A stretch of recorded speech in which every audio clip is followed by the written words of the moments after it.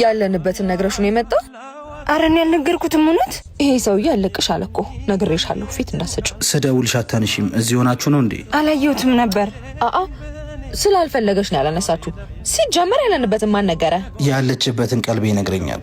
አባት እጃጃሉብና አሁን አይደለም ብዙ ስራ አለብን። ፍቅረኛዬን እንጂ አንቺን ብዬ እኮ አልመጣሁም። ምንድነው እንደዚህ የሚያደርግሽ? ፍቅረኛዬ ምሩ አልነገርሽም እንዴ? አንቺ ነሽ ታዲያ ጥፋተኛ። ምኑን ነው የምትነግረኝ? መለያየታችሁ ነው። እስከ ዛሬ ድረስ የቀለድክባት ይበቃል። እሺ አሁን የሚሆናትን ሰው አግኝታለች። እሱን ቀጥራ እየጠበቀች ነው። ምን? እውነቷን ነው? አዎ ይዙ፣ እስኪ ተለያይተን እንሞክረው። የኔም ልብ ሳይሸፍት አልቀር። ካንተ የተሻለ እሱ ላይ ብዙ ነገር አይቻለሁ። እሺ ይቅናሽ። ለሌላ ጊዜ ግን የራስሽን ሰው ተናግረሽ ለተናጋሪ አሳልፈሽ አትስጪ። ከዛ በፊት ግን አንድ ስልክ ልደውል። እዛ ጋር ሄደ መደወላችን ሰው እየጠበቅን ነው አልን እኮ። ምንድነው? እኔ ነበርኩ ሳወራሽ የነበርኩት። እዚህ ሬት ያልሽው እዛ ማር ሆኖ ታይሽ አይደል? ፍቅር መጀመር ሳይሆን መዝለቅ መቻል ነው። እሺ ይዙ፣ ይቅርታ።